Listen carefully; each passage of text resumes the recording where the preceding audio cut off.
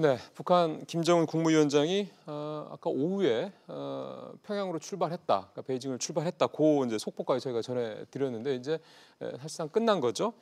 그래서 오늘 이제 사실상 이제 마감을 해보는 얘기를 좀 해보도록 하겠습니다. 김정은 국무위원장의 중국 방문의 의미. 뭐 지금 발표된 게 없기 때문에 저희가 뭐 섣불리 얘기하기는 어렵습니다만 한번 어떤 얘기들이 좀 거론이 됐을 거다. 그래서 어떤 성과가 있었을 거다. 저희가 추정은 또 해볼 수 있을 테니까요. 그런 얘기도 좀 해보고. 결국 중요한 게 이제 북미회담 아니겠습니까? 북미회담. 그다음에 그 이어질 뭐 이제 김정은 위원장의 서울 답방도 있을 수 있고 이런 부분들까지 오늘 좀 두루 살펴보겠습니다. 한국군사문제연구원 안보전략실 김열수 실장 그래서 모셨습니다. 실장님 네. 오랜만에 뵙습니다. 오랜만입니다. 예. 예. 기본적으로 북미회담에 앞선 사전 뭐 준비 작업 이렇게들 많이 해석들 하시대요. 네, 아마 그게 맞을 겁니다. 그러니까 작년 11월 미국의 중간선거 끝나고 난 뒤에 트럼프 대통령이 계속 얘기한 것은 금명간에 김정은 위원장하고 2차 정상회담이 있을 것이다. 네. 그래서 이게 뭐 2019년 1월 달로 얘기를 했다가 1, 2월 달 이렇게 얘기를 했는데 네. 뭐 연말 될 때까지 이제 김정은 위원장은 단 한마디도 얘기에 대해서 언급을 안 했거든요. 그런데 올해 신년사를 통해서 예. 이 미국 대통령하고 다시 마주 앉을 용의가 있다라고 얘기를 하면서 이게 이제 급무사를 타기 시작을 하고 네. 아시다시피 이제 친서를 보냈잖아요. 글쎄요. 그 친서를 트럼프 대통령이 공개를 하면서 아주 아름다운 편지를 받았다 이런 얘기를 했거든요. 예. 그러니까 이제 이런 일련의 얘기들을 보면 결국은 이제 북미 정상회담을 하기 전에 그러니까 작년의 경우를 보면 이 김정은 위원장이 항상 중국을 가서 중국의 시진핑 주석하고 먼저 의견 조율을 하고 그리고 한 달 정도 있다가 북미 정상회담을 했다라고 하는 것을 생각해 본다면 그리며 한 2월 중순 전에는 글쎄요, 북미 그런 정상회담이 예. 있지 않겠는가라고 보는 것이죠. 네. 어쨌든 그래서 일각에서는 그런 얘기들을 하더군요. 미국 쪽에서 봤을 때는 별로 그렇게 썩 아름다워 보이지 않는 그런 모습인데, 네. 그러니까 오기 전에 꼭 중국한테 가가지고 뭔가 이렇게 좀 상의도 하고 뭔가 좀 네. 조언도 받고 이러는 것들이 결국은 미국 쪽에서 봤을 때는 하나의 바이어스가 될 수도 있으니까 그렇게 보는 뭐 시각도 있긴 한데 그 얘기는 네. 잠시 여쭤보기로 하고. 사전조율적인 측면이 강하다, 사전 준비 작업이다라고 우리가 이제 전제를 했기 때문에 했다고 그러면은 어떤 것들이 좀 핵심으로 좀 이렇게 서로 간에 얘기가 됐을까요? 우리가 이제 그 답을 어디서 찾을 수 있느냐면 김정은의 신년사 속에 그 답이 저는 있다라고 봐요. 그래요? 핵심은 두 가지라고 봅니다. 예. 하나는 북미 정상회담을 하는데 주 핵심 의제가 비핵화지 않아요. 그렇죠. 이게 이제 첫 번째고요. 두 번째는 이번에 일부러 신년사에다가 확실히 넣어놓은 것이 바로 한반도 평화 체제를 위한 다자회담을 하겠다라고 하는 거거든요. 그 평화 체제라는 거 말씀을. 그렇죠. 이 두 가지가 이제 핵심인데 그러면은 시진핑 주석하고 만나서 내가 이제 미국 대통령하고 만날 때 이 두 가지 얘기를 할 텐데 이 다자회담에 대해서 당신은 어떻게 생각을 하느냐. 이제 왜 이제 이런 얘기가 중요해지느냐 하면 중국에서 지속적으로 얘기해 온 것은 바로 쌍중단하고 쌍궤병행이거든요. 쌍중단이라고 하는 것은 미국 쪽에서 한미연합훈련하지 말고 북한 쪽에서는 핵실험과 탄도미사일 발사 실험 중재라 이게 네. 쌍중단이잖아요. 쌍계병행이라고 하는 것은 두 개가 같이 간다는 건데 하나는 비핵화 회담이 가고 하나는 평화체제 회담이 같이 가야 된다는 거예요. 이것이 지속적으로 중국이 변함없이 이제 주장해 온 거기 때문에 이걸 그대로 이번에 이제 하겠다라고 하는 거잖아요.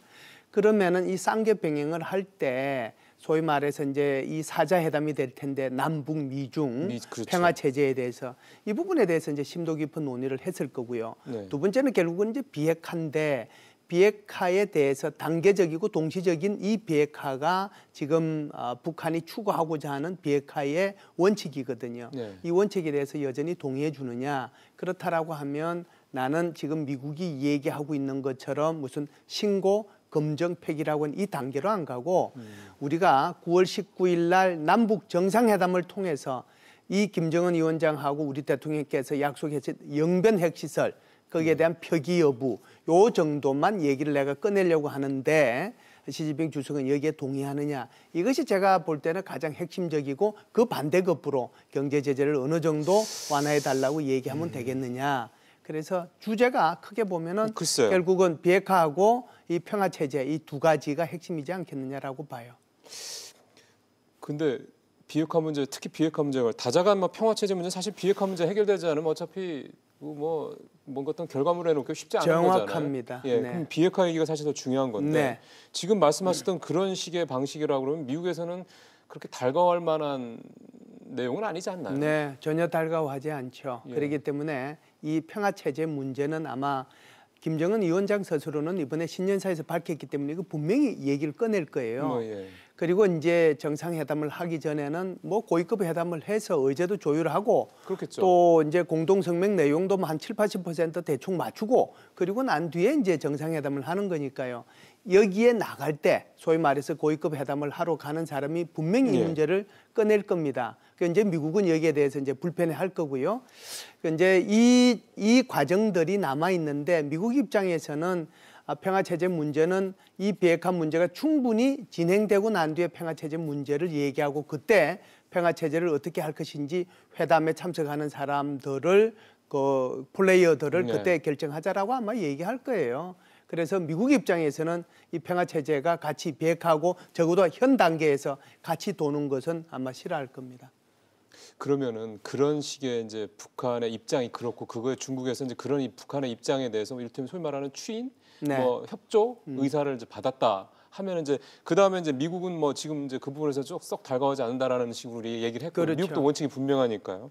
우리가 이제 결국 이제 우리 한국 문제잖아요. 그 항상 이제 위기 상황마다 문재인 대통령이 나서서 그 분위기를 다시 좀 북돋고 하는 그런 식의 조종자 역할을 그동안에 잘 해왔다는 평가가 나오는데 이런 상황에서 우리 쪽의 어떤 역할, 우리 쪽의 대응 어떻게 가는 게 좀 적절할까요? 역할보다는 대응 쪽이 오히려 대응 더 쪽, 네. 크다라고 보는데요. 왜 그러냐면은 이제 일단 이 북미 정상회담이 끝나고 이 분위기가 그대로 연결이 된다라고 하면 뭐 2월 중순 전에는 미북 정상회담이 두 번째 거 열리지 않겠습니까? 예. 게다가 지금은 이제 장소 문제가 세 군데가 구체적으로 떠오르고 있으니까 상하이, 그렇죠. 하노이죠. 하노이, 네, 하노이, 방콕, 그다음에 하와이. 하와이. 예. 네, 이렇게 떠오르고 있는 상황이니까 2월 중순 전에는 뭐 북미 정상회담이 열릴 수도 있다라고 보는 거죠. 그러면 그 뒤가 뭐가 되겠느냐? 그렇죠. 여기서 남북 정상회담이잖아요. 서울 답방도 있을 수 그렇죠. 있고. 서울 답방도 있을 수 있고 남북 정상회담하고 이제 같이 연결이 되니까 그러면 소위 말해서 이 북미 정상회담 속에서 비핵화 문제가 어느 정도 진전이 되고 또 비핵화에 대한 주고받는 식으로 경제 제재가 어느 부분까지 그렇죠. 해제해질 거냐 하는 예. 것이 중요하잖아요. 예. 그러면은 거기서 일정 부분 해제가 된다라고 하면 서울 답방을 통해서 제4차 남북 정상회담을 하게 되고 그렇게 되면은 남북 경제 교류 문제가 아주 구체적으로 얘기가 될 수 있거든요. 그러니까 여기에 대한 준비가 필요할 거고요. 두 번째는 평화 체제 문제에 대해서도 우리가 회담에 나갈 수도 있단 말이죠. 그렇죠. 이게 이제 미국에서 어떻게 받아들이냐에 네. 따라서 달라지지만 그러면은 이 평화 체제 회담이 바로 이제 이어진다라고 하면 여기에 대한 우리는 어떤 전략을 가지고 나갈 건가 여기에 대한 준비도 동시에 이루어져야 된다라고 보고요. 최악의 경우를 우리가 생각해 볼 수 있습니다. 어떤 우리가 두 번째 미북 정상회담을 6월 달에 기대는 하고 있지만 이것이 두 번째 미북 정상회담이 지속적으로 비핵화 회담으로 가기 위한 어떤 그 과정일 수도 있지만 최악의 경우에는 결렬될 수도 있는 거거든요. 그래서 최악의 경우까지도 항상 대비하는 것이 그것이 국가가 해야 될 일이라고 봅니다. 그럼요, 당연하죠. 절대로 그런 일이 있어서는 안 되고 또 그렇게 해가지고는 우리 한반도의 미래가 밝지는 그렇죠. 않겠지만 예. 거기에 대한 대비도 하는 것이 우리 정부가 해야 될 일이지 않는가. 크게 볼 때는 이 세 가지가 핵심이라고 봐요. 그러니까 최상의 시나리오와 최악의 시나리오를 몰단 준비해야 되는 게 그렇죠. 예, 알겠습니다. 시장님 말씀 잘 들었습니다. 네. 고맙습니다.